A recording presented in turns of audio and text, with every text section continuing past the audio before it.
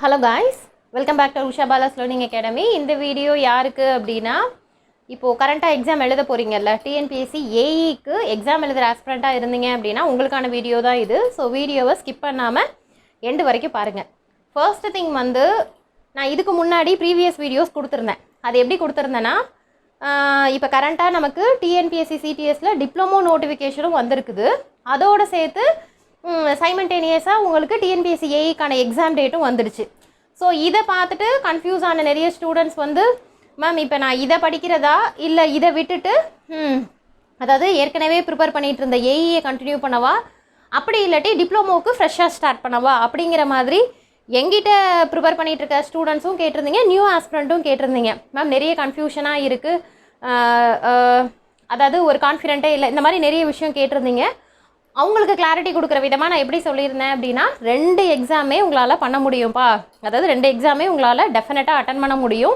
So ஏஇக்கு apply பண்ணியிருந்தீங்க அப்படின்னா major papers இதெல்லாம் படிங்க.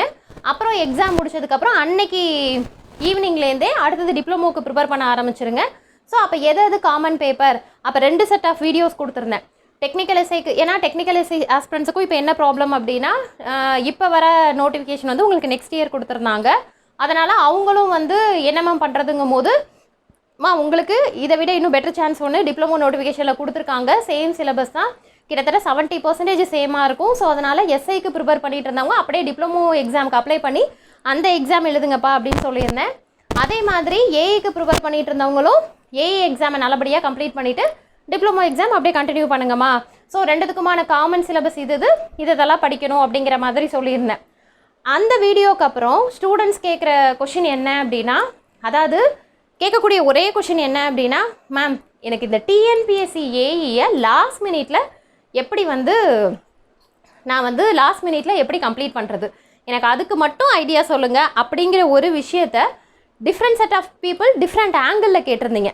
அதாவது எப்படி கேட்டிருந்தீங்கன்னா, மேம் இப்போ நீங்கள் சொல்கிற பேப்பர்ஸ் மட்டும் கவர் பண்ணால் கூட எல்லா கொஷின்ஸும் அட்டன் பண்ண முடியாதுல்ல, அப்போ என்ன மேம் பண்ணுறதுன்னு ஒரு செட் ஆஃப் பீப்புள். இன்னொரு செட் ஆஃப் பீப்புள் வந்து எப்படின்னா, மேம் எனக்கு நான் எக்ஸாம் முடிஞ்சதுக்கப்புறம் டிப்ளமோ அப்ரோச் பண்ணுறதுக்கு கூட எனக்கு ஐடியா இருக்குது, பட் நான் இது ஏஇ அப்ளையும் பண்ணிட்டேன், எக்ஸாம் எழுதிடலான்னு நானும் ப்ரிப்பேர் பண்ணுறேனே தவிர எனக்கு ஃபுல் சாட்டிஸ்ஃபேக்ஷன் வரல இப்போ வரைக்குமே. அதாவது இருக்கிற டைமில் முடிச்சிட முடியுமா, நம்ம கரெக்டாக தான் ப்ரிப்பேர் பண்ணுறோமா, ஸோ இந்த மாதிரி நிறைய டவுட் இருக்குது அப்படிங்கிற மாதிரி கேட்டிருந்தீங்க. ஒட்டு மொத்தத்தில் எல்லாருக்குமான காமன் டவுட் என்ன அப்படின்னா, லாஸ்ட் மினிட்ல எப்படி கம்ப்ளீட் பண்ணுறது. அதாவது நான் அப்ளை பண்ணேன், ஸோ அதுக்கப்புறம் நான் அந்தளவுக்கு ப்ரிப்பேர் பண்ணலை, அட்லீஸ்ட்டு எக்ஸாம் டேட்டுக்கு அதாவது நமக்கு இருக்கக்கூடிய எக்ஸாம் டேட்டுக்குள்ளே நான் அட்லீஸ்ட்டு ப்ரிப்பேர் பண்ணி எழுதணும்னா லாஸ்ட் மினிட் எப்படி மேம் ப்ரிப்பேர் பண்ணுறது அப்படிங்கிற ஒரே ஒரு கொஷின் தான். ஓகேங்களா? ஸோ இதுக்கான கிளாரிட்டி தான் இந்த வீடியோவில் பார்க்க போகிறோம். ஸோ நீங்கள் whatever it is, ECE, EEE, CSC, IT, MCA, MSc IT யாராக இருந்தாலும் ஓகே, ப்ரிப்பேர் பண்ணியிருப்பீங்க. ஆனால் ஃபுல் சாட்டிஸ்ஃபேக்ஷன் அப்படிங்கிறது வந்து நமக்கு எப்போதுமே கிடைக்காது, இந்த எக்ஸாமுக்குன்னு சொல்லலை. ஏன்னா நமக்கு இந்த இயரை பொறுத்த வரைக்கும் கமிட்மெண்ட் எப்படின்னா லெஸ் நம்பர் ஆஃப் வேகன்சினாலும் உங்களுக்கு அடுத்தடுத்த கமிட்மெண்ட்டு. ஸோ அதனால் நிறைய கன்ஃபியூஷன். இப்போயே பாருங்கள், இங்கே படிச்சுட்டு இருக்கேன், இல்லை மேம் நான் டிப்ளமோவே ப்ரிப்பேர் பண்ணுறேன் அப்படின்ட்டு அடுத்து மூவ் ஆகுறீங்க, அதெல்லாம் இருக்குது. Okay fine. இருந்தாலுமே எல்லாருக்குமே ஒரு எக்ஸாம் ப்ரிப்பேர் பண்ணுறாங்க அப்படின்னா நமக்கு எக்ஸாம் எழுதுகிற மார்னிங் வரைக்குமே வந்து என்ன அப்படின்னா நம்ம கரெக்டாக தான் ப்ரிப்பேர் பண்ணியிருக்கோமா, எல்லாமே படிச்சிருக்கோமா, படித்தாலும் படித்த மாதிரி இல்லையே, படிக்காத மாதிரியே இருக்கே, நம்மளால் ஆன்சர் பண்ண முடியுமா, ஸோ இந்த ஆசிலேஷன் இருந்துக்கிட்டே இருக்கும். ஸோ அந்த விதத்தில் நான் என்ன சொல்ல வரேன் அப்படின்னா, அதாவது கரெக்டாக ப்ரிப்பேர் பண்ணிகிட்டு இருக்கிற ஆஸ்பிரண்ட்டை நான் டச்சே பண்ணலாமா, ஓகேவா, நான் உங்களை கன்ஃபியூஸே பண்ணலை. மேம் ஏதோ ஒன்று ஆரம்பத்துலேருந்து, ஏன்னா 514 ஆரம்பத்துலேருந்து படித்த ஈஸி ஆஸ்பிரண்ட்ஸும் இருக்கீங்க, அதே 400 சிலபஸை ஆரம்பத்துலேருந்தே ப்ரிப்பேர் பண்ணிகிட்டு இருக்க EEE ஆஸ்பிரண்ட்ஸும் இருக்கீங்க. ஓகேங்களா? அதே மாதிரி லாஸ்ட் இயர்லேருந்து ப்ரிப்பேர் பண்ணக்கூடிய 554 சிலபஸ் ஃபாலோ பண்ணக்கூடிய சிஎஸ்சிஐடி ஆஸ்பிரண்ட்ஸும் இருக்கீங்க. அவங்கள நான் தொந்தரவே பண்ணலை. ஓகேவா? இப்போ மேம் நான் படித்த மாதிரி எனக்கு தெரியல, ஆனால் லாஸ்ட் மினிட்டில் நான் சிலபஸை முடிச்சுட்டு எக்ஸாம் எழுத போகணுன்னா நான் என்ன பண்ணுறது அப்படின்னு கேட்குற ஸ்டூடெண்ட்டுக்கான வீடியோ தான் இது. ரொம்ப பெட்டர். நான் என்ன சொல்ல வரேன் அப்படின்னா, சிலபஸ் முதல்ல கம்ப்ளீட் பண்ணியிருக்கீங்களாங்கிறத உங்களுக்குள்ளே நீங்களே கொஷின் கேட்டுக்கோங்க. ஓகேவா? படிச்சிட்ருக்கேன், படிக்கிறேன், படிக்கவும் செய்வேன் இப்படிங்கிற மைண்ட் செட்டில் இருக்கிறவங்கள்ட்ட நான் முதல்ல சிலபஸ் கம்ப்ளீட் பண்ணியிருக்கேனா, அதாவது 10 யூனிட்டை டச் பண்ணியிருக்கீங்களா அப்படிங்கிறத உங்களுக்குள்ளே நீங்களே கேட்டுக்கோங்க. அடுத்தது 10 யூனிட்கான நோட்ஸ், நான் சொல்கிறது short notes in the sense படிச்சுட்டு ஏதாவது ஒன்று ஹேண்ட் ரிட்டனில் எழுதுவீங்கல்ல, ஷார்ட் அண்ட் நீட்டாக எழுதுவீங்கல்ல, அது சிங்கிள் பேப்பராகவும் இருக்கலாம், சிங்கிள் நோட்டாகவும் இருக்கலாம், மல்டிபிள் நோட்டாகவும் இருக்கலாம், whatever it maybe. But நோட்ஸுங்கிறது உங்கள் கைப்பட ஏதாவது எழுதியிருக்கீங்களா? ஓகே, அதுக்கு அடுத்தது ப்ரீவியஸ் இயர் கொஷின்ஸ் கலெக்ட் பண்ணியிருக்கீங்களா? இந்த 3 விஷயமும் மெயின். இந்த 3 விஷயமுங்கிறது வந்து உங்களுக்கு எண்ட் ஆஃப் த மூமெண்ட்டு இல்லைனா ரிவிஷன் இதுதான். பட் நம்ம தான் வந்து சரியாக ப்ரிப்பேர் பண்ணலையே, ஆரம்ப காலத்தில் சரியாக ப்ரிப்பேர் பண்ணலைங்கிற மாதிரி நீங்கள் ஃபீல் பண்ணீங்க அப்படின்னா இந்த 3 விஷயத்தையும் முதல்ல ஃபோக்கஸ் பண்ணுங்கள். இது வந்து revision end of the period தான். பட் இருந்தாலும் நான் இப்போ என்ன சொல்கிறேன்னா, இருக்கிற டைமுக்கு ரிவிஷன் பண்ணுற மாதிரி. மேம் ஸ்டார்டிங்கே ஒன்றும் படிக்கலை, ரிவிஷன் எப்படி மேம் பண்ணுறது அப்படின்னா, முதல்ல இந்த 3 திங்ஸ் கையில் இருக்கான்னு பாருங்கள். ஓகேவா? ஃபர்ஸ்ட் திங் வந்து உங்களுக்குள்ளே கேளுங்க, சிலபஸ் கம்ப்ளீட் பண்ணியிருக்கீங்களான்னு, எந்த யூனிட் முடிக்கலை என்னங்கிறத முதல்ல சும்மா ஒரு ரஃபாக ரோட் மேப் மாதிரி போடுங்க. இது இவ்வளோ தூரம் முடிச்சிருக்கோம், first unit 70%, second unit 30%, third unit தொடவே இல்லை, ஃபிஃப்த்து யூனிட்டு 90%, இந்த மாதிரி ரோட் மேப் போட்டுட்டு ரெண்டாவது 30% முடிச்சிருக்கோம்ல, அதுக்கான நோட்ஸ் எங்கே அப்படிங்கிற மாதிரி முதல்ல கலெக்ட் பண்ணுங்கள். ஓகே, அதுக்கு அடுத்தது இதுக்கான ப்ரீவியஸ் இயர் கொஷின் நம்ம ஸ்டூடெண்ட் நிறைய பேர் என்ன பண்ணியிருப்பாங்க, சால்வ் பண்ணி அதுக்குன்னு ஒரு நோட்டு போட்டிருப்பாங்க. அந்த மாதிரி நீங்கள் ஏதாவது நோட்டு ஏதாவது இல்லை சம்திங் ஏதோ ஒன்று இல்லை வீடியோஸ் கிளாஸஸ் ஏதாவது ஒன்று பார்த்துருந்தீங்க அப்படின்னாலும் ஓகே ஃபைன். ஓகேங்களா? ஸோ எதுக்கு சொல்ல வரேன் அப்படின்னா, இந்த 3 விஷயம் இருக்கான்னு பாருங்கள். மேம் நான் வந்து லாஸ்ட் மினிட்ல தான் ப்ரிப்பரே பண்ணேன், அதனால் நோட்ஸ்லாம் எடுக்கலை மேம், சும்மா ஓரலாக தான் பார்த்துட்டு வரேன் அப்படின்னா நோட்ஸ் இல்லைனாலும் ஓகே. ப்ரீவியஸ் இயர் கொஷின் வந்து நான் உங்களை ரொம்பலாம் புஷ் பண்ணலப்பா. ஓகேவா? 4 வருஷ கொஷின் பேப்பர். ஓகேவா? இந்த 10 வருஷ கொஷின் பேப்பர் அந்த கேட்டகரிக்கே நான் போகலை. 4 வருஷ கொஷின் பேப்பர் என்னென்னா, ஈஸி ஆஸ்பிரண்ட்டுக்கு தெளிவாக சொல்கிறேன் பாருங்கள். 400 சிலபஸில் EEE ஆஸ்பிரண்ட் எழுதியிருப்பாங்க, TNEBக்கு ரெண்டுமே ஒரே சிலபஸ் தான். ஓகேவா? படிக்கிற ஆஸ்பிரண்ட்டுக்கு தெரியும்ல. அப்போ நீங்கள் என்ன பண்ணணும்னா, லாஸ்ட் இயர் EEE மட்டும் எழுதின 2025 question paper 2024 2 set of question paper October month Jan மந்த்துன்னு எழுதியிருப்போம். ஓகேங்களா? இது 2 கொஷின் பேப்பர். ஓகேவா? இந்த வருஷத்தில் 2 இதுக்கான EEE பேப்பர். ஓகேவா? இதுவே உங்களுக்கு எத்தனை வந்துடுதுன்னா 5 கொஷின் பேப்பர் வந்துடுது. நான் உங்களுக்கு என்ன சொல்கிறேன்னா, லாஸ்ட் இயர் கொஷின் பேப்பரை நல்லா பார்த்துக்கோ. இப்போ லாஸ்ட்டாக 2025 கேட்டாங்கல்ல, அந்த கொஷின் பேப்பரை நல்லா பார்த்துக்கோ. மிஞ்சி போனால் நமக்கு இல்லாத டாபிக் மட்டும் தான் அதில் கொஷின் இருக்காது, பரவாயில்ல. இருந்தாலும் ஓரளவு நம்ம மேக்ஸிமம் 90% வந்து டச் பண்ண மாதிரி. ஓகே, ரிமைனிங் இருக்கக்கூடிய 2 கொஷின் பேப்பர் வந்து 2ல் நீங்கள் என்னவோ மொத்தம் வந்து என்ன அப்படின்னா ஒரு 4 கொஷின் பேப்பர். ஓகேவா? என்ன கொஷின் கேட்டிருக்காங்க, எப்படி ஆன்சர் பண்ணணும், அதுக்கான ஃபார்முலா என்ன, நீ கிளாஸஸ் யூடியூப் கிளாஸஸாக பார்ப்பீங்களோ இல்லை நெட்டில் வந்து சர்ச் பண்ணி சொல்யூஷன் எடுப்பீங்களோ, பட் அது எப்படி வந்ததுங்கிறத நோட்டு போட்டு எழுதலாம் டைம் இருக்காது. கொஷின் பேப்பர் கையில் வச்சுருக்கீங்கல்ல, ஒவ்வொரு கொஷினுக்கு கீ பாயிண்ட் இந்த மாதிரி வந்தது. வெறுமனே 4 கொஷின் பேப்பர் பாருங்கள். மேம் அப்போ இவ்வளோதானா, இது போதுமா அப்படின்னா, இதுதான்ப்பா பேஸு. எதுக்கு இந்த லாஸ்ட் மினிட்ல ஒன்றுமே ப்ரிப்பேர் பண்ணலனாலும் பரவாயில்ல, சிலபஸை வந்து நம்ம அட்லீஸ்ட் இந்த எக்ஸாம் எழுதணும். ஓகேவா? நான் படிக்க விட்டுட்டேன், ஆனால் அந்த எக்ஸாம் கொடுத்த டேட்டுக்கு நான் எழுதணும் மேம் அப்படிங்கிற ஸ்டூடெண்ட்டுக்கு தான் சொல்லிட்டு இருக்கேன். அப்போ இந்த 4 செட்டு கொஷின் பேப்பர் இதுக்கே வந்து உங்களுக்கு கண்டிப்பாக 15 டேஸ் இருக்கும். ஏன்னா நீங்கள் ப்ரிப்பேர் பண்ணிவிட்டு கொஷின் பேப்பருக்கு வரலப்பா, நம்ம உல்ட்டாவாக போயிட்டுருக்கோம். ஓகேவா? ஸோ அப்படி இருக்கும்போது 4 செட்டு கொஷின் பேப்பருக்கு வந்து உங்களுக்கு கண்டிப்பாக 15 டேஸ். அதையும் தாண்டிடுச்சுன்னா போதும், 3 கொஷின் பேப்பர் சால்வ் பண்ணால் கூட ஓகே அதோட. அப்போ அதுக்கு அந்த 3 கொஷின் பேப்பரை வச்சு வெரிஃபை பண்ணிங்கன்னா உங்களுக்கு எப்படி கேட்டிருக்காங்க அதை நல்லா அந்த 3 கொஷின் பேப்பரை எந்த ஆங்கிளில் கேட்டாலும் உங்களுக்கு ஆன்சர் பண்ண தெரியணும். ஓகேவா? சரி மேம், இப்போ தியரி கொஷினாக இருந்தால் அப்படியே மனப்பாடம் பண்ணிக்கலாமா? தியரி கொஷின்னா இப்போ ரினியூவபிள் எனர்ஜி. ஓகேவா? அதில் சோலார் ரேடியேஷன் சம்திங் ஏதோ ஒரு கொஷின் கேட்டிருக்காங்கன்னா அந்த கொஷினுக்கான ஆன்சர் அது ஒத்த லைனில் இருக்கும், அதை நம்ம ஆன்சர் பண்ணிடலாம், அது நமக்கு தேவையில்லை. அவங்க சோலார் ரேடியேஷன் கேட்டாங்கன்னா நீ என்ன ப்ரிப்பேர் பண்ணணும், சோலார் சிஸ்டம். ஜஸ்ட்டு நெட்டில் போட்டு சோலார் சிஸ்டம் என்ன, இது கொஞ்சம் வந்து அதாவது நீங்கள் படிக்கிறது வந்து பேசிக்ஸ் தான் படிக்கிறீங்க.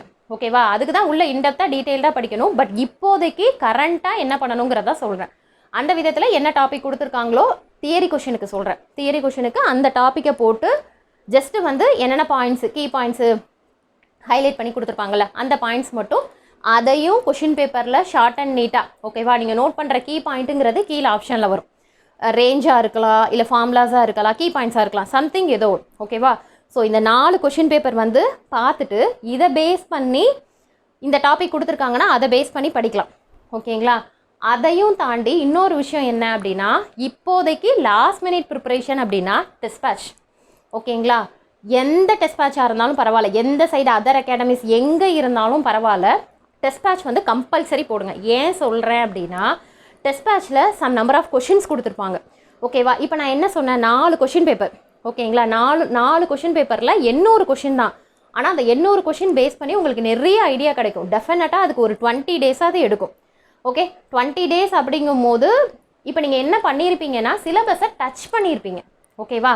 அதாவது முன்னைக்கு இப்போ பரவாயில்ல மேம், எல்லா சிலபஸையும் டச் பண்ண ஃபீல் இருக்குது மேம், நான் படிக்கிறேனோ படிக்கலையோ எல்லாமே கவர் பண்ண மாதிரி ஒரு ஃபீல் இருக்குங்கிற மாதிரி உங்களுக்கு இருக்கும். அது எப்போனா ஜஸ்ட் ப்ரீவியஸ் இயர் கொஷின்ஸ் பார்த்தா. ஓகேவா? ஆனால் இந்த 800 கொஷின்ங்கிறது சஃபிஷியன்ட் டேட்டா கிடையாது. அது it's not enough to complete whole syllabus. Okay, அதுக்கு தான் நான் என்ன சொல்கிறேன் அப்படின்னா test batch. Okay, test batch in the sense உங்களுக்கு வந்து ஆன்லைன் டெஸ்ட்டு சம்திங் ஏதாவது ஒரு டெஸ்ட்டு ஏதோ ஒரு இடத்துல ப்ரொவைட் பண்ணுவாங்க. ஓகேங்களா? ஸோ அந்த டெஸ்ட்டை டெஃபினட்டாக போடுங்க. ஓகேவா? ஏன் இதை சொல்கிறேன் அப்படின்னா இந்த ஸ்ட்ராட்டஜி வந்து நான் சொல்கிறேங்கிறத விட என்ன தேடி கேட்டிருந்தாங்க. எப்படி கேட்டிருந்தாங்கன்னா இதே மாதிரி தான் நான் சொன்னல என்கொயரி. மேம் நான் அப்ளை பண்ணதோட சரி மேம் டேட் எப்போ வரும்னு பார்த்துக்கலாம் அப்படின்னு இருந்தேன். ஆனால் இப்போ அவங்க கொடுப்பாங்கன்னு எனக்கு தெரியாது. நான் கொஞ்சம் பொறுமையாக ப்ரிப்பேர் பண்ணிக்கலான்னு பார்த்தேன். இப்போ எனக்கு எக்ஸாம் டேட் வந்துருச்சு. இப்போ நான் ப்ரிப்பேர் பண்ணால் என்ன மேம் பண்ணுறது அப்படிங்கும்போது அப்போ டெஸ்ட் பேட்ச் கொஷின்ஸ் மட்டும் போட்டுக்கிட்டால் போதுமா மேம், எத்தனை நம்பர் ஆஃப் கொஷின்ஸ் இருக்குது, இந்த கொஷின்ஸ் மட்டும் படிச்சுக்கிட்டா போதுமான்னு அப்படிங்கிற மாதிரியே கொஞ்சம் செட் ஆஃப் ஸ்டூடெண்ட்ஸ் வந்தாங்க. எப்படி கேட்டாங்கன்னா கொஷின் பேங்க் கிடைக்குமான்னு கேட்டாங்க. எனக்கு அது புரியல. கொஷின் பேங்க் இல்லைப்பா, ஒன்லி மெட்டீரியல் தான், ஏன் கொஷின் பேங்க் கேட்குறீங்க அப்படின்னோன்னு ப்ரீவியஸ் இயர் கொஷின்ஸை வந்து ஜஸ்ட் அதை மட்டும் எக்ஸாமுக்கு முன்னாடி படிச்சுட்டு போனோன்னா சிலபஸ் ஓரளவு கம்ப்ளீட் பண்ணிடலாம்ல அப்படின்னு. அப்போ தான் நான் சொன்னேன், இல்லைம்மா கொடுக்குறது ஆன்லைன் டெஸ்ட்டு, நீ அந்த கொஷின்ஸே வந்து படிக்கிற மாதிரி பார்த்துக்கோங்க.